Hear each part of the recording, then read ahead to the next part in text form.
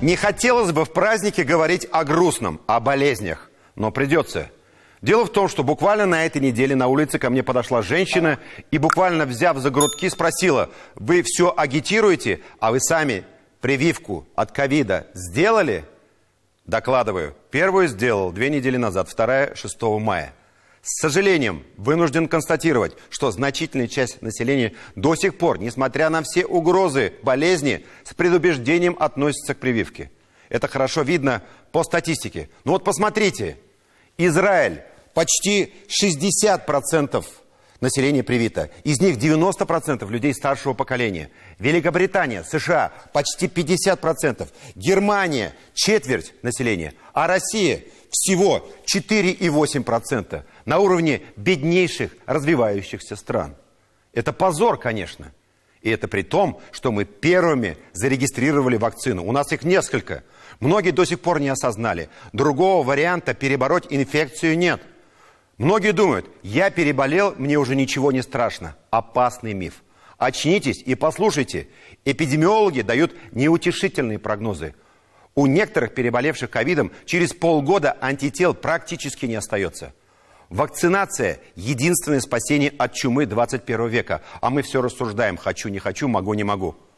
Вот что по этому поводу говорит уже известный на всю страну доктор Мясников. Много раз говорил, иммунитет не называется коллективным. Это мы по-русски его перевели. Он стадный иммунитет. Он в оригинале стадный. Мы стадо, человеческое стадо перед вирусами.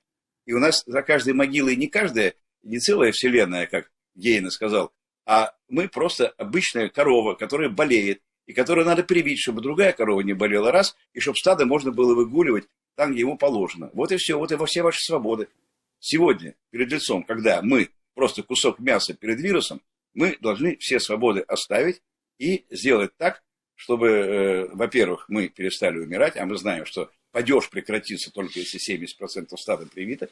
Привить пожилых людей, посмотрите, группа пожилых во многих странах уже привита там на 50%, при том, что общая вакцинация может быть не сильная. Но мне что обидно? Они мучаются без вакцин. У них нет, у нас уже 3 вакцины, 4. И мы находимся на низких показателях, при том, что это зависит лично от нас, от населения. Грубо, но верно. Пока мы не выработаем стадный иммунитет, болезнь будет проходить волнами и накрывать нас ковидным штормом. Простите, но у нас в любом стаде найдется дурная корова, которая знает про прививки больше любого доктора эпидемиологии и активно противодействует вакцинации. В России с огромной скоростью распространяется другой, не менее смертоносный, психологический вирус. Вирус невежества и панических слухов о коварных вакцинах, которые созданы, чтобы превратить людей в послушное стадо. Уже анекдоты есть на эту тему. Такой, например, объявление по радио: уважаемые граждане, те, кто провакцинировался, просьба подойти поближе к вышкам 5G, чтобы перезагрузить ваши чипы. В этом анекдоте собраны все идиотские страхи. И про вышки нового поколения, и про вакцину. Не смешно. Посмотрите, что происходит в Индии. Полный коллапс здравоохранения. Нехватка кислорода. Незатухающие костры для кремации трупов. А тем не менее, показатели смертности у них ниже, чем у нас в разгар эпидемии. И это надо признать. Плюс в Индии более заразная мутация вируса, и она распространяется по миру. Доктор Мясников считает, что 3-я волна накроет нас в мае-июне. Давайте послушаем. Волна идет, мы видим. Волна прокатилась там, она идет не одновременно по миру. Наша очередь в мае. Май-июнь наша очередь. Наша очередь. И сейчас полыхнет. И как полыхнет? А вдруг пойдет по индийскому сценарию, когда 300 тысяч в день? Может. И что? И кому мы будем потом объяснять, что мы права человека соблюдали? В конце этой недели начали приходить первые сигналы о подъеме заболеваний ковидом в Москве. И длинные майские каникулы наверняка связаны с желанием разорвать новую волну коронавируса. И что в результате? У нас огромное количество антиковидников. Да что там простые граждане, немало врачей, которые открыто выступают против вакцинации. Ей-богу, мы страна, которая скатывается в средневековье. Выражаясь терминологией доктора Мясникова, невежественное стадо с гиперзвуковыми ракетами. И я не могу не согласиться сегодня. Открыто выступать против вакцинации от ковида – это непредумышленное убийство. Особенно это касается врачей. Это не просто враг, если это, на самом деле это предумышленное убийство. Любой человек, который вот так нахально агитирует против вакцинирования, он убивает людей, потому что кто-то послушал и умер. Это не только ковид, это другие вакцины.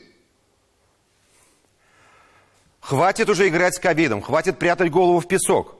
Права и свободы каждого человека заканчиваются там, где начинаются права других членов общества.